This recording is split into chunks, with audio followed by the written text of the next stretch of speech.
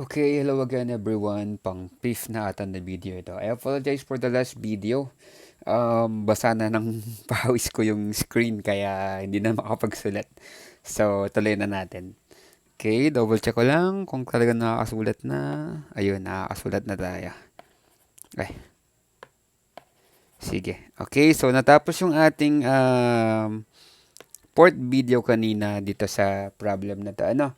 Bale, sinosolve natin dito yung yan, itong problem na to. Whereas, tinatanong kung magkano yung variable cost, contribution margin, fixed cost, and profit.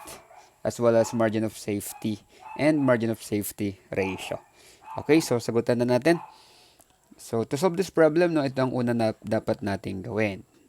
Okay, we need to fill out the informations using the contribution income statement. Now, ang goal kasi natin dito, class, is malaman natin kung magkano yung actual na sales and other actual na information. Kasi what we only have is the break-even sales amounting to 528,000, and the problem only gave us this one, variable cost ratio of 60%.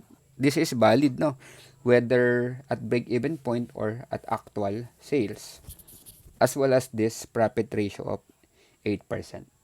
Okay. So, solve na tayo.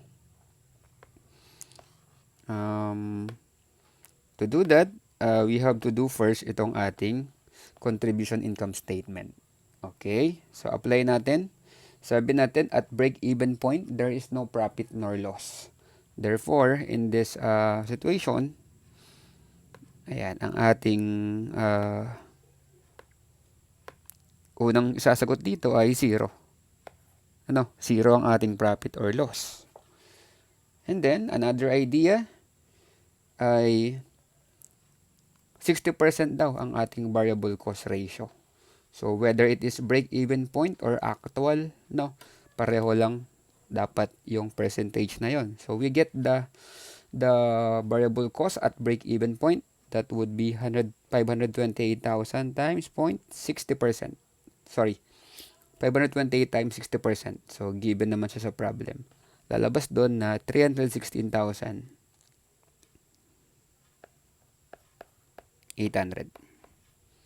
Ano? So, yan na yung sagot sa ating unang tanong, variable cost. Then, what is the contribution margin? Contribution margin, this is just the difference of variable cost and the sales, right? So, that would be 316,800. 316,800. Ibabawas natin sa 528,000. Ayan. Answer here is 211,200. Okay? So, fixed cost. Fixed cost. So, paano malaman ng fixed cost? Eh di, equal siya sa contribution margin. Kasi nga, sabi natin, at break-even point, 0 ang profit, 0 ang loss. Okay? So, variable cost, that is the answer to number 1. Contribution margin, ito yung answer sa number 2. Fixed cost, ito yung answer sa number 3. And then number 4, tinatanong tayo, magkano daw ang profit? Ayan. Siyempre, sa profit na to, class, no? Ang hinihingi na dito na profit is yung profit from the actual sales. Okay? Siyempre, 0 ito. Itong 0 na to, this is the profit at break-even point. Okay? Sige. So, having said that, ayan, we have to continue our computations para masagot natin yung 4, 5, at saka 6. Okay? Ayan. So, check natin yung answers natin. Number 1, 316,800. So, tama naman. And then number 2, 211,200. Tama naman. Tapos fixed cost ay same siya. So, ang idea natin dito, at break-even point, yan, fixed cost ay equal sa contribution margin. And then also, Ratios of variable cost and CM are constant regardless of the sales volume. Ayan, so magkaka-idea rin tayo dito, class. Bale, kung ang ating variable cost ratio ay 60%. Ayan, ayaw na naman magsulat. Basa na naman. Kung 60% siya, ibig sabihin 40% ang ating contribution margin ratio. So magamit natin yan mamaya dun sa sa pag-compute. Okay? So solve na tayo sa next na hinahanap yung ating profit. So for that one, class, ayan, gagamitan na natin itong table na to. So susunod kong video sa inyo, susunod kong PowerPoint sa inyo, hindi ito naka-block. So binlock ko muna siya para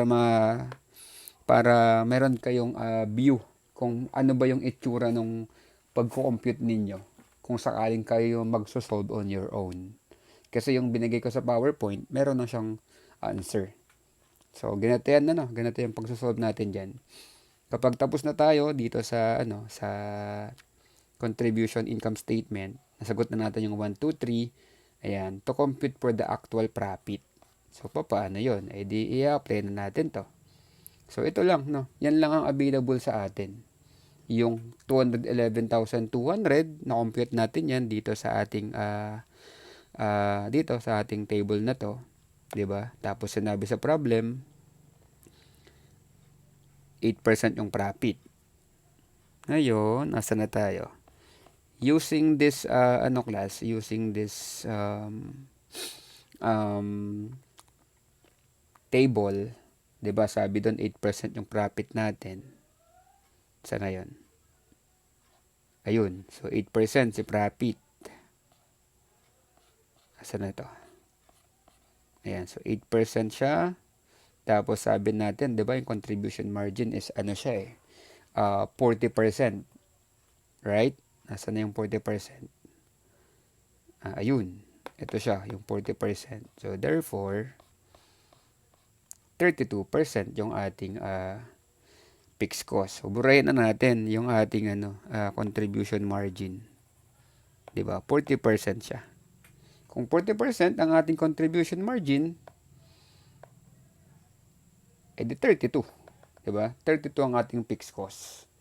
Ngayon, mahalaga na merong percentage yung fixed cost kasi siya lang yung nag-iisang item sa ating income statement, sa ating contribution income statement based sa actual to, ha. Based sa actual. Ito. Based sa ating actual. Yan. Siya kasi yung magiging mo dyan. Siya yung pinakang pagsisimula ng lahat para mapalabas natin yung values ng mga hinahanap natin. Okay? So, tuloy natin. So, sa ating assumptions, 'di ba? Fixed costs in total are constant sa relevant range natin. So, paano mapapalabas 'yan ngayon?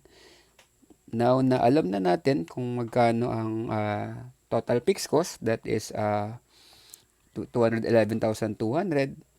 Alam na rin natin kung ilan yung percentage niya, 32%. So, pwede na nating malaman yung sales. Paano, sir? Well, sige, dagdag to na information sa inyo. Ang sales class, sa actual, palaging 100% yan. Okay? Palaging 100% yan. Sa natin yan? Sa ating FS analysis. Sa ating vertical analysis, yan. Palaging 100% ang sales. So, therefore, from that, malalaman na natin siya. Paano, sir? Yung 211,200, siya ay 32%. Siya ay 32% nung 100%.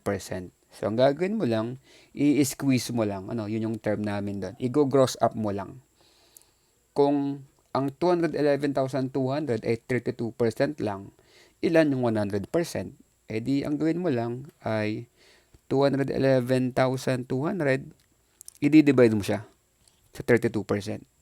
So that would be 211,200 200 divided by 32%. Ano? So, yun yung solution mo dito. Yan. Okay?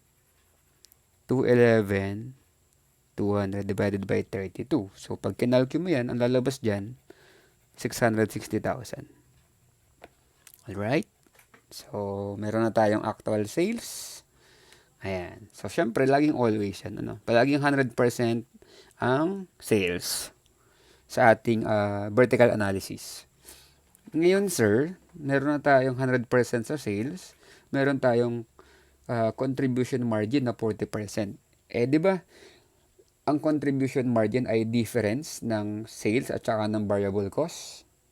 Meron na tayong contribution margin. So, therefore, just get the difference of sales and contribution margin, makukuha mo yung percentage ng variable cost. That would be 60%.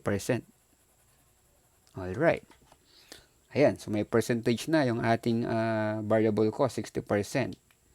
And then may sales tayo na 660. Di i-multiply mo lang siya, yung 660 ng 60%, ayan, may makukuha ka naman na 396,000. Alright. Ayan, so meron na tayong sales and variable cost in pesos. Ayan, just get the difference of sales and variable cost, makukuha mo na rin yung contribution margin. O, diba? So, difference lang yan. Ayan, so may laman na yung ating contribution income statement. Meron ng actual sales, actual variable cost, meron ng contribution margin, and then meron ng fixed cost.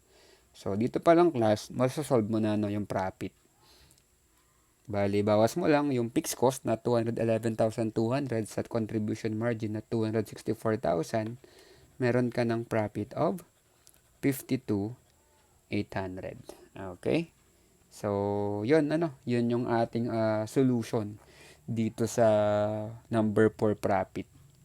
Nagsimula lang tayo sa dito, Nagsimula lang tayo dito sa 211,200 na constant. Okay? Alam natin na 8% yung profit. 8% siya nung sales. Alam din natin na 40% yung contribution margin. So, get the difference, 32% yung ating fixed cost. Tapos yung fixed cost natin na 211,200, yan, i-divide mo siya by 32% para makuha mo yung 100%, which is 660,000. Then from that, tuloy-tuloy na siya. Okay, yung contribution margin natin na 40%, difference lang yan ng sales at saka ng variable cost. Okay, yun namang fixed cost natin. Ayan, so yan yung kanina natin. 40 minus 8. So, on that end, na-solve na natin yung profit na 52,800. In this solution class, dalawa yung, ang crucial dito, sa pag-compute ng margin of safety ay yung actual sales. Diba? Kailangan natin yan kasi ang formula ng margin of safety ay actual sales less break-even sales. Ang break-even sales natin ay given. Diba? Binanggit yung kanina sa problem. That is asa na yun? Break-even sales, ayun, 528,000. So, ito rin siya. So, alam na natin ang break-even sales, tsaka ang actual sales. So, makukompute mo na ang margin of safety. Ito na siya. 132,000. And then, ganito lang yung class, actual sales, 660. Break-even sales, 528. Get the difference, 132,000. So, ito yung ating margin of safety. If you want to know the margin of safety ratio, i-divide mo lang itong 132 sa 660. So, makakuha mo na yung 20%. Okay. So, on that note, ayan, tapos na natin yung video discussion ng ating PowerPoint. So, on that note, tinatapos na natin yung video discussion of this PowerPoint. Hindi ko pa dito naiisama class yung slide ng sales mix. Sales mix na. Nag-iisa na lang yon. pero medyo comprehensive din tulad nitong sales mix. So, sige, pakihintay na lang ano. Siguro bukas ko na siya masisend kasi alas 9 na rin. Sige, so on that note, no, please watch all the videos that I made para maintindihan nyo ng mas madali itong chapter 4. Or kung hindi kayo mahilig manood, di pwede nyo naman tong aralin on your own. Kaya nyo din naman tong aralin on your own. Sige, on that end, I am ending this video, no? Yan, sige, thank you.